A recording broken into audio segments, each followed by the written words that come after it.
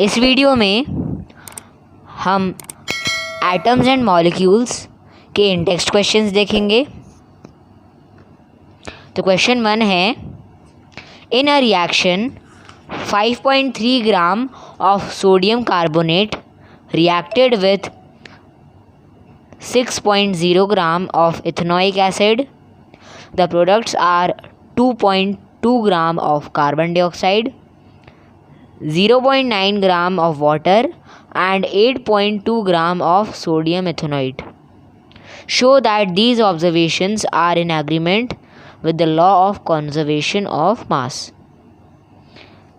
तो एक रिएक्शन में सोडियम कार्बोनेट जिसका मास 5.3 ग्राम है और इथेनोइक एसिड जिसका मास 6 ग्राम है, रिएक्ट करके CO2 2.2 ग्राम है जिसका मास, और वाटर जिसका मास है 0.9 ग्राम, और सोडियम इथेनोइट जिसका मास है 8.2 ग्राम प्रोडक्ट बनाते हैं।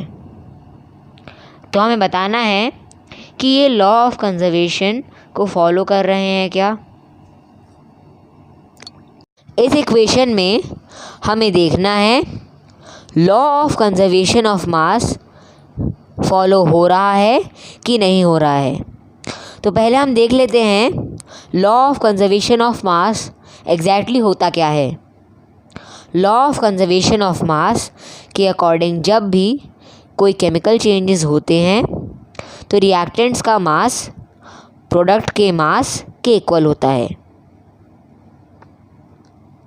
तो यहाँ पर सोडियम कार्बोनेट और इथेनोइक एसिड जब साथ में रिएक्ट करके सोडियम इथेनोइट CO2 और वाटर बनाते हैं।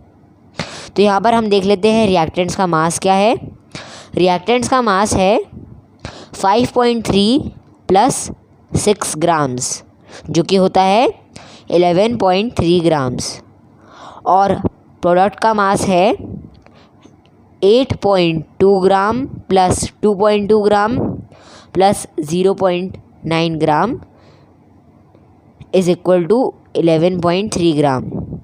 मतलब कि प्रोडक्ट्स और रिएक्टेंट्स दोनों का मास 11.3 ग्राम्स आ रहा है। रिएक्टेंट और प्रोडक्ट्स का मास सेम है, इसका मतलब कि मास का कोई भी लॉस नहीं हुआ है रिएक्शन के टाइम पर, इसलिए यहाँ पर law of conservation of mass follow हुआ है। The reactants and products have same mass, this means that there was no loss of mass during the reaction, therefore the data is in agreement with the law of conservation of mass. Next question में hydrogen and oxygen combine in the ratio of 1:8 by mass to form water. What mass of oxygen gas would be required to react with 3 gram of hydrogen gas? तो water बनाने के लिए hydrogen और oxygen का मास 1:8 ratio में combine होता है। तो 3 ग्राम हाइड्रोजन को ऑक्सीजन के कितने मास के साथ रिएक्ट होना होगा। तो 1 हाइड्रोजन मास के साथ 8 ग्राम हाइड्रोजन मास कंबाइन होता है। तो 3 ग्राम हाइड्रोजन के साथ 3 multiplied by 8/1 gram oxygen combine होगा तो हमें वाटर मिल जाएगा। तो 3 मल्टीप्लाइड बाय 8/1 होता है 24 ग्राम्स। इसका मतलब कि 3 ग्राम हाइड्रोजन है हमारे पास, तो हमें 24 ग्राम्स ऑक्सीजन चाहिए रहेगा ताकि वाटर बन जाए। According to available data, mass of oxygen combining with 1 gram of hydrogen is equal to 8 gram. So, mass of oxygen combining with 3 gram of hydrogen is equal to 8 gram into 3 gram upon 1 gram, that is 24 gram. Question number 3 है, which postulate of Dalton's atomic theory is the basis of law of conservation of mass?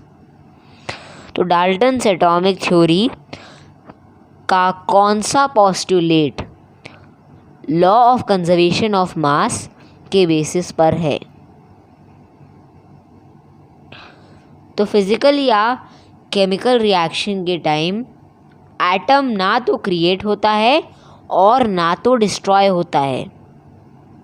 The law of conservation of mass is based on the following postulate of Dalton's atomic theory.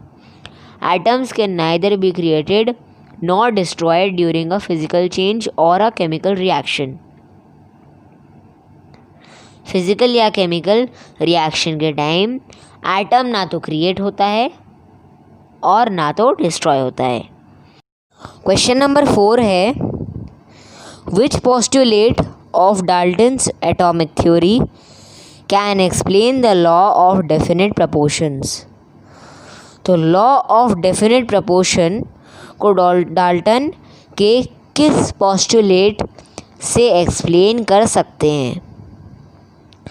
एक particular element के सारे atoms identical होते हैं हर एक respect में, मतलब कि इनका सेम मास, सेम साइज और सेम केमिकल प्रॉपर्टीज़ होती हैं. The law of definite proportions is based on the following postulate of Dalton's atomic theory. All atoms of a particular element are identical in every respect. This means that they have same mass, same size and also same chemical properties. अब हम page number 35 के in-text question देख लेते हैं. तो question है, define atomic mass unit. तो हमें एटॉमिक मास यूनिट डिफाइन करना है. Mass unit exactly 1/12 the mass of one atom of carbon 12 is called 1 atomic mass unit. It is written as U. Carbon 12 के एक एटम का 1/12 मास को atomic mass unit कहते हैं और इसे हम U के फॉर्म में भी लिख सकते हैं. नेक्स्ट क्वेश्चन है, why is it not possible to see an atom with naked eye? Necked आई से एटम क्यों नहीं हम देख सकते हैं? क्योंकि इसका बहुत ज़्यादा छोटा साइज होता है. फॉर एग्ज़ाम्पल, हाइड्रोजन का एक एटम की रेडियस 10⁻⁻10 मीटर होती है. एक्चुअली एटम को माइक्रोस्कोपिक पार्टिकल माना जाता है और ये माइक्रोस्कोप पार्टिकल नेक्ड आई से नहीं देख सकते हैं हम. इसलिए हम एक एटम को अपनी नेक्ड आई से नहीं देख सकते हैं. It is not possible to see an atom with naked eye because of its extremely small size. For example, the radius of an atom of hydrogen is of the order 10⁻⁻10 meter. Actually, an atom is regarded as a microscopic particle.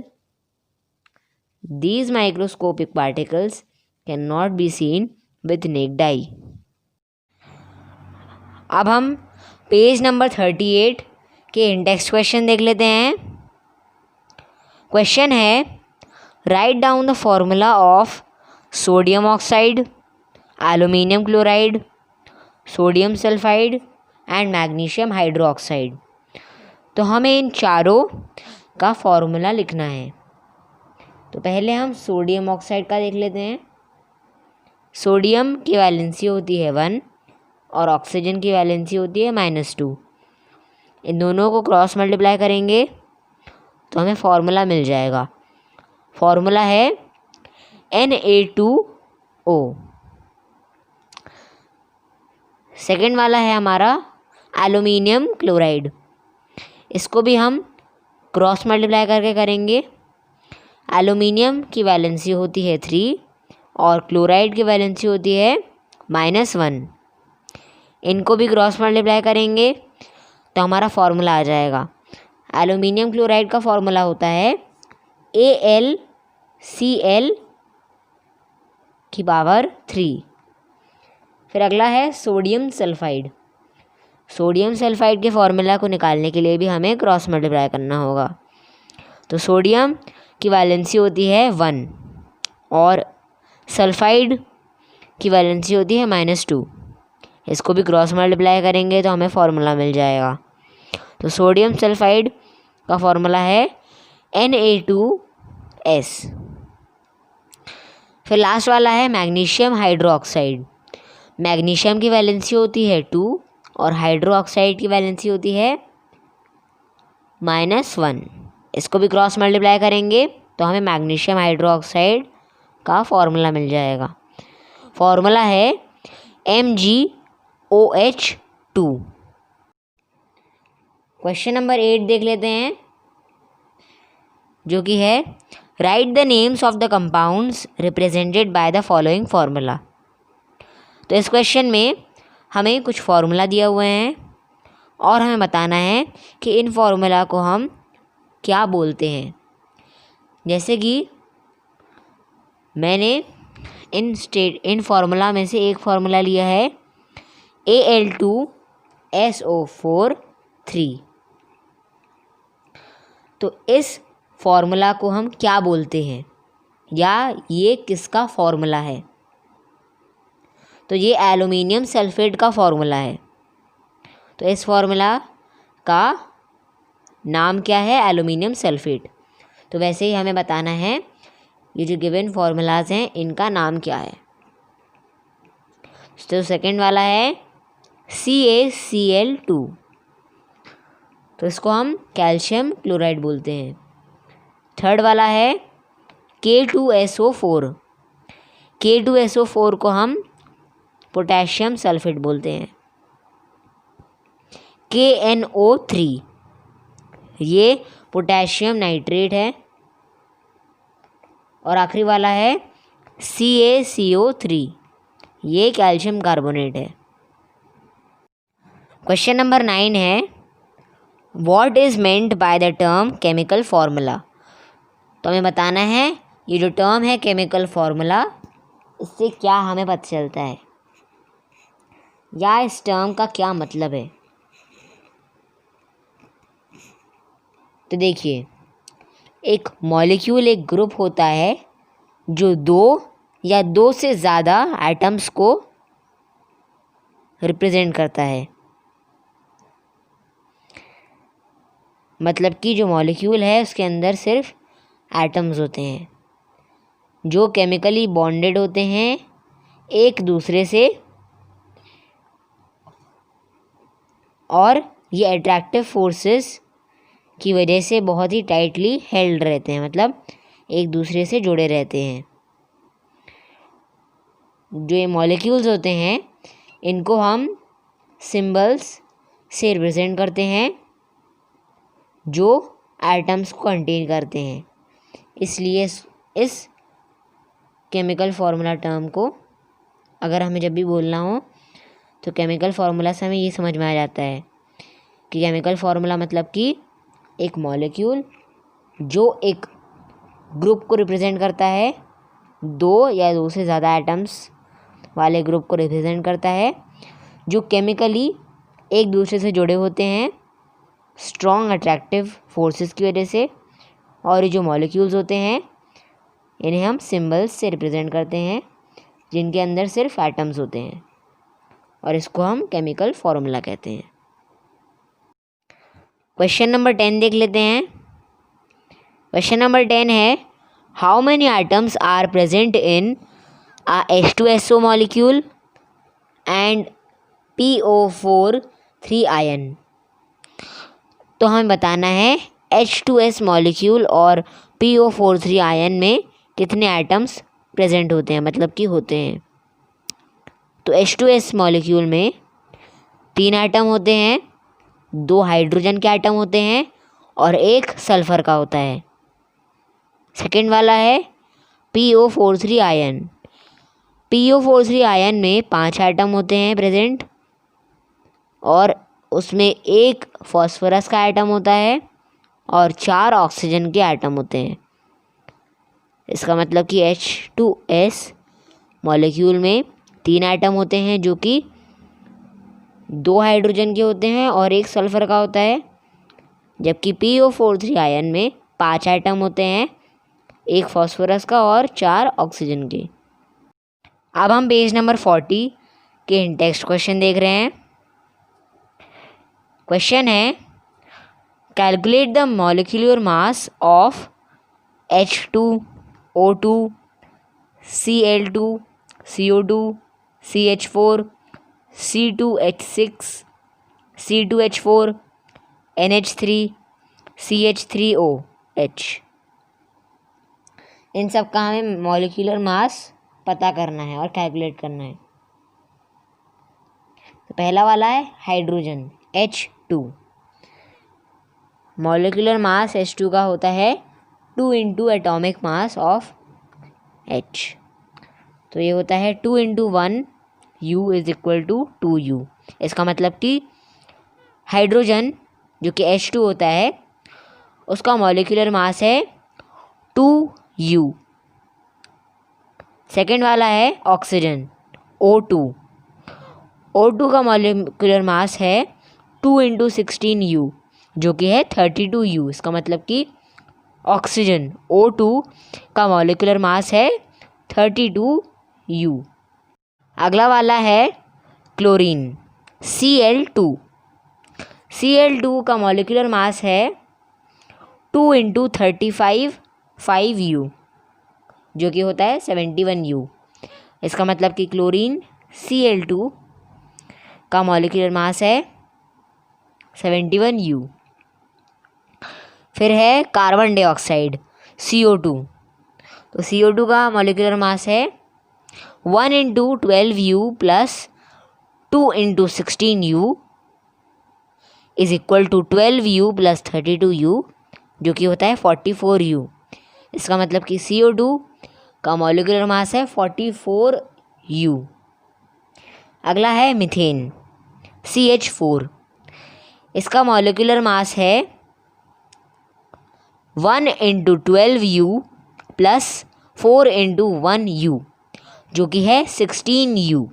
इसका मतलब कि methane CH4 का molecular mass है 16U। Next है ethane C2H6।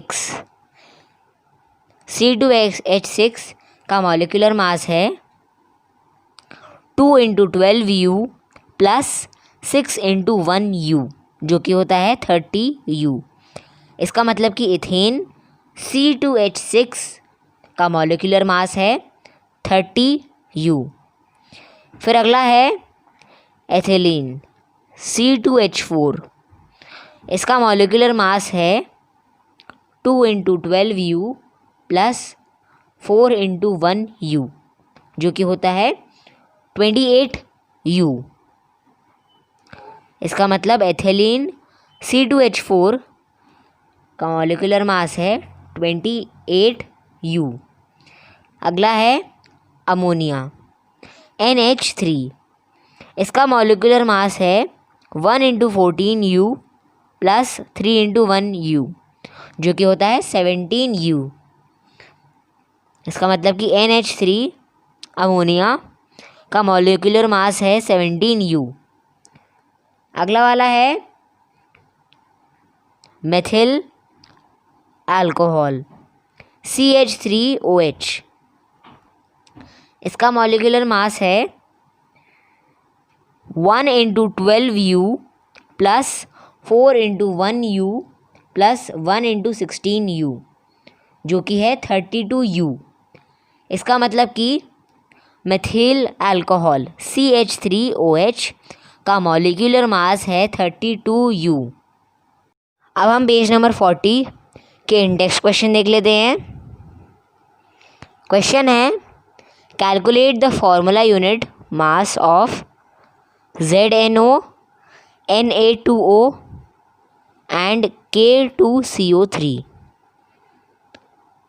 तो हमें atomic mass दिया है Zn, Na, K, C और O का। तो हमें पहले ZNO का मास निकालना है।